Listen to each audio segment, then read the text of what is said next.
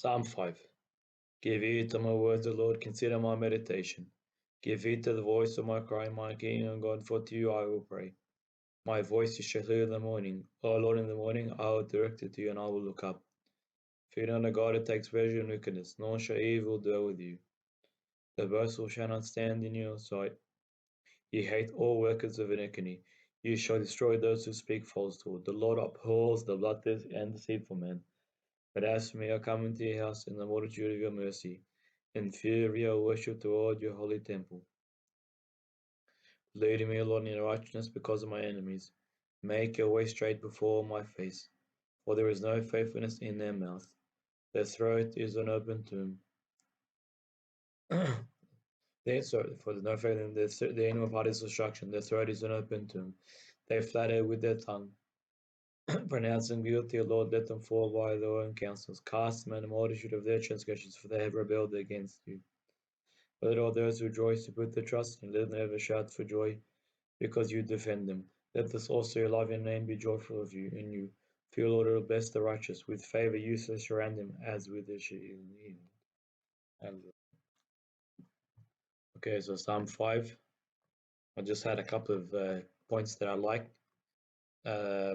First part is it's famous, at least in the monastery, because of verse 7 it says, But as for me, I'll come into your house in the multitude of your mercy. In fear of you, I worship to hold your holy temple. So this verse is actually the one that we have in the monastery. It's the one that's framed in the monastery, both in English and Arabic. It's a pretty nice verse. So I like that. So here's the verse in our church, just cut off a little bit, but of course, this is in Psalm 5. But as for me, I will come into your house in a multitude of your mercy. In fear of you, I worship toward your holy temple. And it's also in Arabic there. أما أن فكثر رحمتك ادخل بيتك اسجد في هيكل قدسك بخوفك. So yeah, it's nice. It's nice to know that we see that that verse is there. But honestly, my favorite verse that I like is actually in Genesis 28. Not every church has like a verse for the church. I don't think St. Barbara has from memory. But there's one that I like in Genesis chapter 8, which I like even more than that one. Just get it quickly for you, but I like that one. It's not bad, definitely. Of course, as for me, as coming to us, multitude of mercy and fear, worship toward your holy temple. Let's see it in Genesis 28. Okay, where is it? Here it is. 17. It says, I've seen this on the church in America. How awesome is this place? This is none other than the house of God, and this is the gate of heaven. So yeah, it's pretty nice. I really like that one. And I remember when I first saw it, when I first saw that that verse saw that in the church, I'm like, that's not a Bible verse. No way. How awesome is this place? Awesome! Exclamation mark. It's really nice. So yeah, I wish we have that one instead. But yeah, just to emphasize that point in verse 7. Okay, it's good. I like how some churches have it. I'm sure some other churches have different verses, similar verses, but that's nice. Another point I like is talking about the flattery here. They flatter with the tongue. When you see that, it's not easy to know, an example of flattery in the Bible.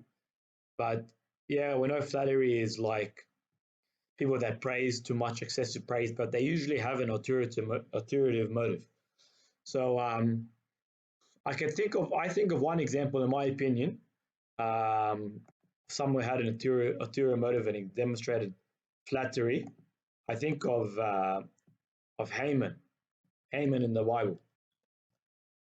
So how about we get that quickly? I think so. In Esther 3, I think it's significant because he seems to like really praise the king, and he has an ulterior motive. But let's read it carefully. I think, in my opinion, there's a couple of verses that emphasize this. So let's read it. Then Haman said to King Esther, there is a certain people scattered and dispersed among the people in all the provinces of your kingdom. The laws are different from all other peoples, and they do not keep the king's laws. In other words, these other people are not doing good to the king.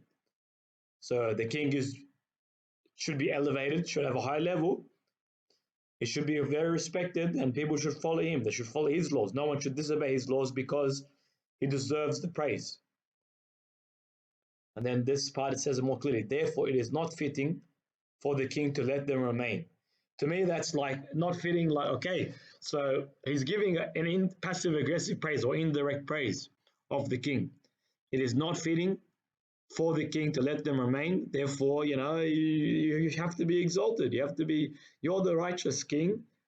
It's not fitting that someone does not follow your laws because you're so good. That's what it says to me anyway.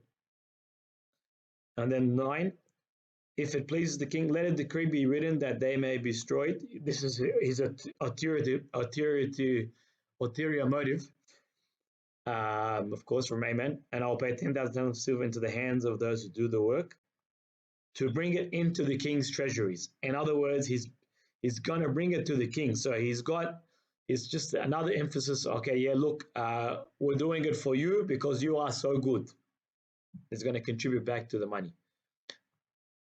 I'm not sure if anyone agrees with that or thinks flattery is used in the Bible. It's not easy to find a biblical character, but I'll be interested to hear if anyone else has an opinion about that. But to me, that's an example of flattery. The only really example that stands out for me. And Genesis as well, I think that the serpent used it as an example as well. Let's quickly read Genesis 3. It's another indirect example of flattery.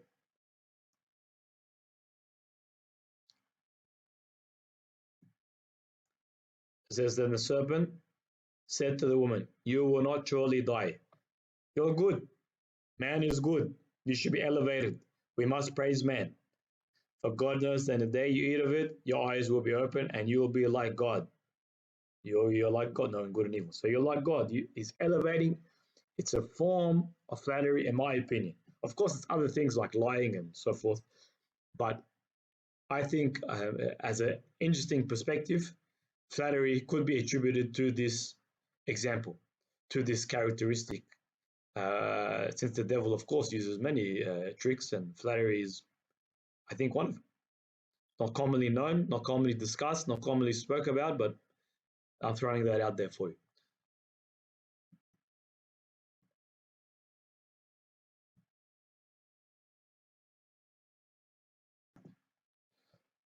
So the other thing that came to mind in Psalm 5 is the talking about the morning.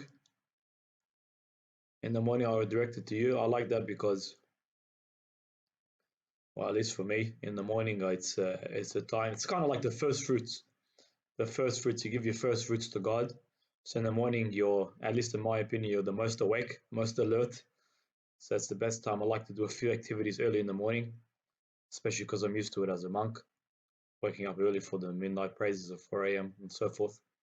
Do a few activities early in the morning, try to maximize it. The philosophy that I believe is that if you start up here, okay, in the morning, you're set for the day.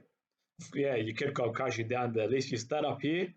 It's the you got the right platform. Just like the breakfast is the most important meal of the day. Start up here, and then hopefully stay up here or go up. But so you start up here, so you may try to maintain it. I think that's good. That's a nice verse. It also says, "I'll direct it to you," just like we believe that we are always focusing on God. I was just reading something quickly in Son Isaac the Syrian. He has a quick quote that I liked about this. So here's the quote. Thus, whenever we set this prayer, like I prayed before, our mind something to aim at, we will pray following its sense and will direct the movements of our own prayer in accordance with it. As we ask for the kingdom and righteousness. So our prayers have direction, yeah? We ask for the kingdom and righteousness. And the Lord's Prayer, of course, has an aim. Or as may sometimes be the case for escape and at times asking for the needs. Okay, So I like that point. Having a prayer has direction. We have a specific path that we're aiming for. Just one or two more things quickly. It says I like the when it says talking about how God would defend us. It says three times. Those who rejoice, three times about rejoicing. Let all this rejoice, and we have a reason for being rejoiced because will put our trust in you.